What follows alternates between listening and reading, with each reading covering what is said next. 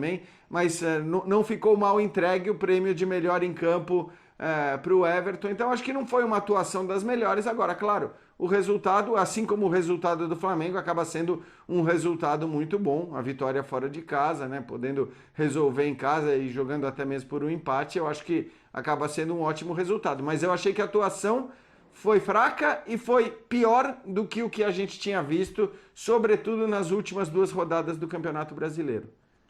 Mas o Breno Lopes, eu confesso para vocês que eu não consigo compreender a atuação dele, um cara de explosão, um cara de velocidade, nessa formação da segunda linha de marcação do Palmeiras. Eu confesso para vocês que eu tenho dificuldade de entender isso aí. Eu tenho dificuldade de compreender esse jeito do treinador de montar, eu tenho dificuldade mesmo. Eu gosto do Abel, acho um baita treinador, ótimo treinador, tenho ótimas referências dele, com todas as pessoas que a gente conversa no Palmeiras, pessoas que são de dentro do Palmeiras, jogadores, membros de comissão técnica, diretoria, todos falam bem do Abel, que ele é muito bom treinador, competente, consegue colocar os jogadores dentro daquilo que ele quer e tal, ele consegue passar a mensagem dele para o time. Eu acho que ele é bom treinador, ponto. Mas existem algumas situações que eu fico aqui pensando comigo. Ontem o Breno não teve nenhum aproveitamento para o time do Palmeiras. Zero de proveito. Zero. Qual é o melhor do Breno Lopes? A arrancada dele, a velocidade para ele entrar em diagonal. Nenhuma bola, zero bola para o Breno Lopes. Zero bola para o Breno. Aí ele tinha que voltar para marcar o lateral. Aí, entendeu?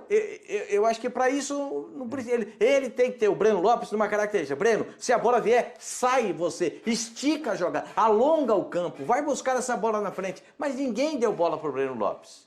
Ninguém deu bola. E repito, o Everton para mim foi o personagem do jogo, seguido pelo Zé Rafael, que para mim fez uma grande atuação. Eu já tinha visto o Zé Rafael fazer boas atuações no Palmeiras, mas a grande atuação dele foi ontem. Acho que aquela cotovelada do Leiva, né, logo de cara no jogo, aquele ele ficou louco. Aí ele falou, opa, ele me deu uma cotovelada, agora eu vou jogar. Agora, opa, é igual ligar o cara, igual ligar no 220. Aí ele se ligou no 220 e foi jogar. Aí ficou legal, foi bem Zé Rafael.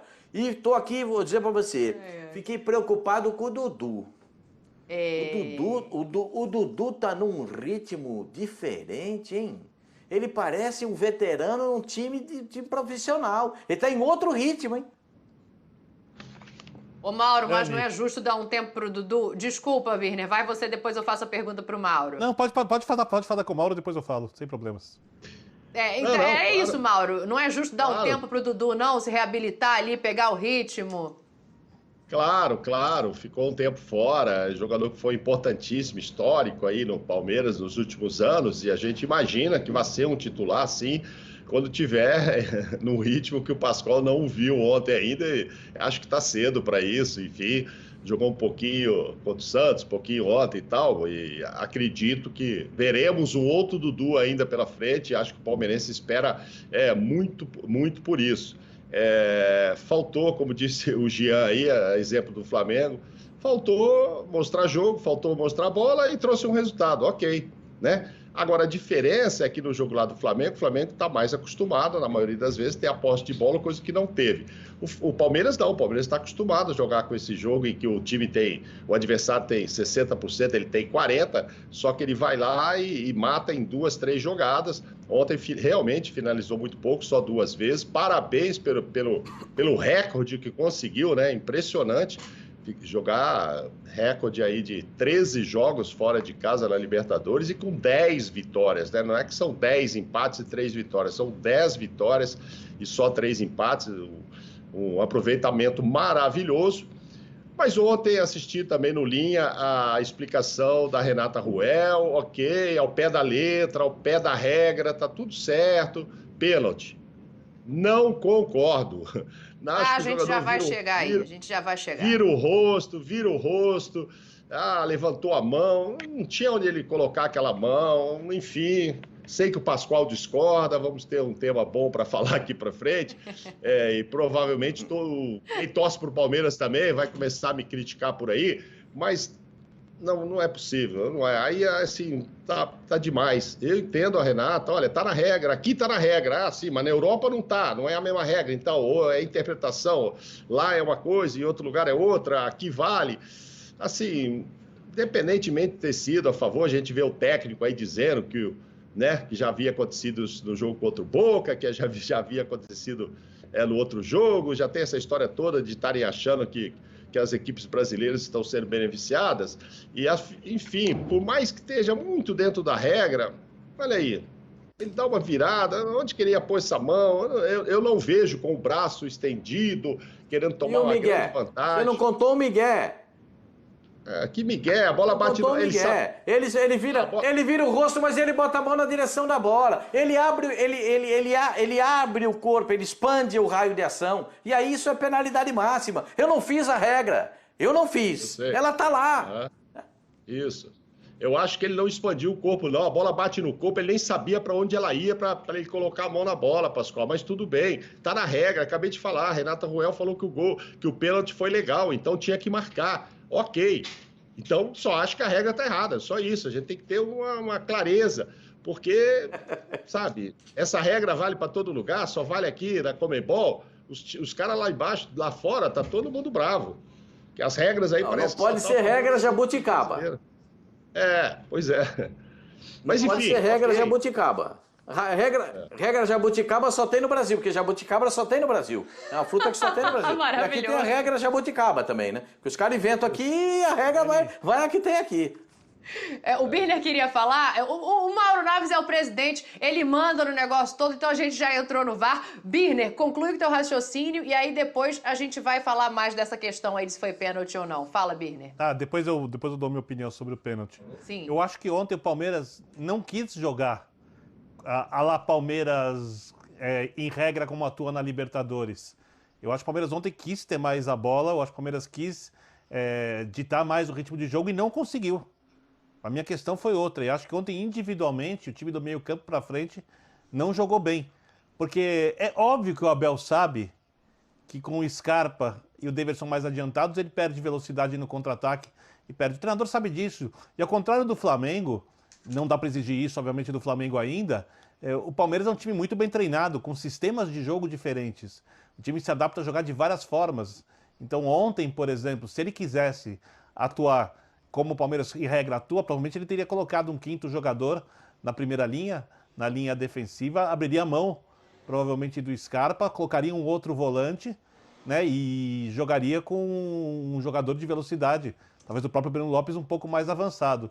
Sobre o Dudu, não é uma questão de se cobrar ainda, porque o ser humano não funciona como um interruptor de luz, que você apaga e acende e tudo está resolvido. Ele vem do futebol onde se joga num ritmo muito abaixo, fisicamente provavelmente ainda não está em condições.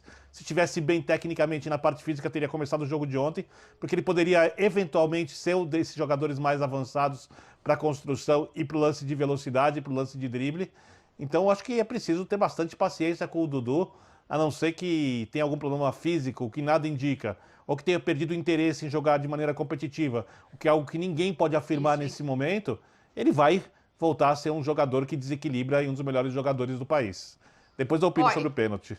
Pois é, a gente vai voltar nesse assunto do VAR. Eu vou ouvir o Jean também, mas só pra gente não passar batido pelo Abel, o Pascoal costuma falar um negócio que é o seguinte, né? O jogador que tem o perfume da bola. Quando não tem esse jogador, pelo menos inspirado em campo no dia, aí é no perfume do suor mesmo, né, Abel? Libertadores é uma equipa tremendamente competitiva. E hoje ganhamos aqui porque fomos competitivos, fomos uma equipa organizada, fomos uma equipa inteligente, fomos uma equipa competitiva também, perante um adversário, como disse, forte, com uma pegada muito, muito forte, uma equipa intensa. Sabíamos, pelo estado do relevado e pelo nosso adversário, que ia ser um jogo mais para competir do que grande qualidade técnica, e acho que fizemos, na minha opinião,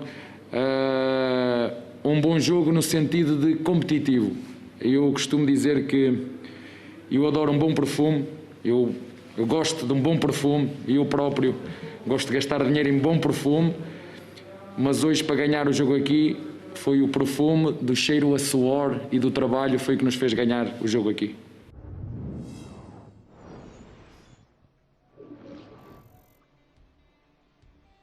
Olha aí, ó, vamos aproveitar esse momento para falar do abelismo, né? Números aí do jogo de ontem. Foi maior posse de bola do adversário, né? Da Católica. O Palmeiras aparece com 41,3. Menor número de passes certos também. A Católica trocou 377 passes, enquanto o Palmeiras trocou 236. Chutes no gol, olha aí, essa diferença aí, hein, Jean? Essa diferença aí chama bastante atenção, né? Atacou menos, mas acabou saindo com o resultado e as ações defensivas, ou seja, o Palmeiras se defendeu mais do que atacou, né, Jean?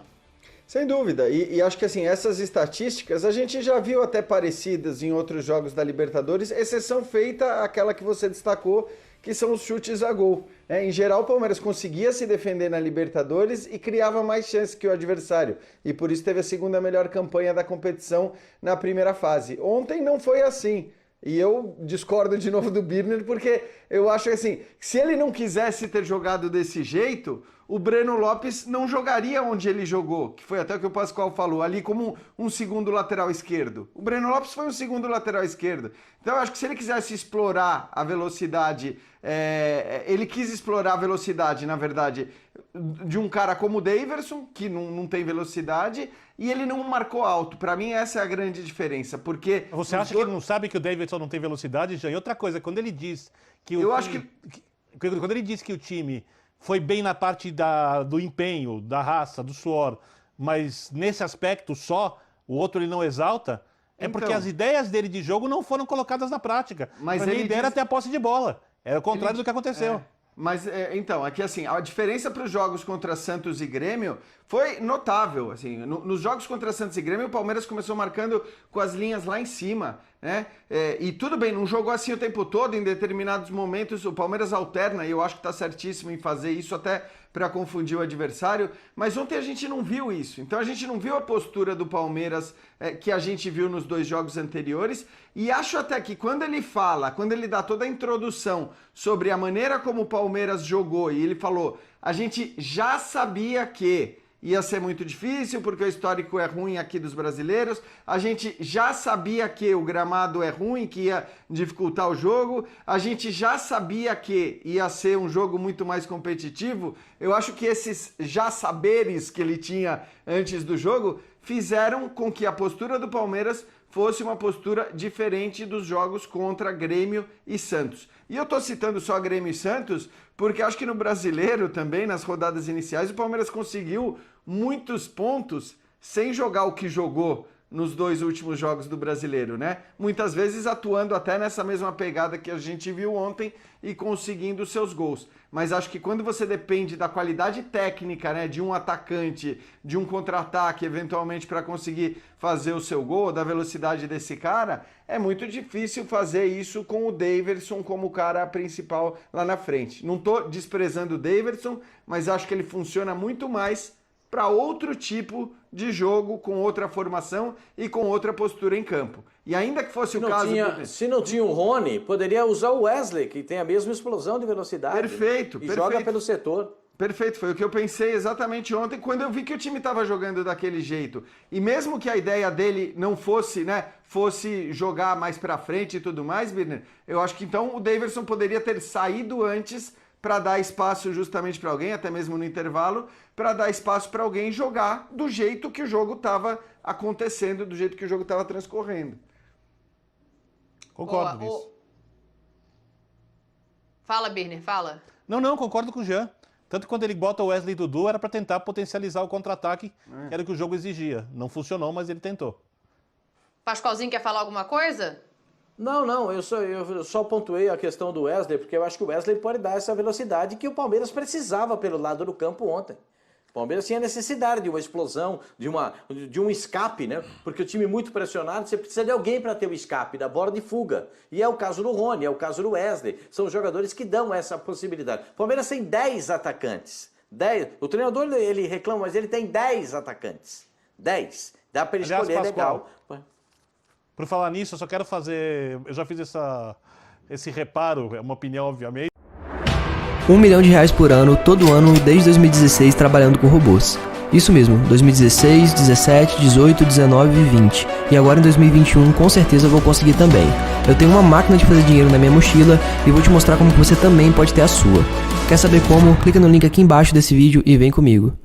Esse é o João Pedro, o maior especialista do Brasil em geração de renda na internet e o único que já transformou a vida de mais de 30 mil alunos. Encare uma realidade. Para a crise não te derrubar, você precisa ganhar mais dinheiro. Conheça o passo a passo simples e garantido para faturar online pelo menos de 100 a 500 reais por dia, de forma quase automática. Clique agora no link na descrição do vídeo para transformar a sua vida e começar a lucrar hoje mesmo.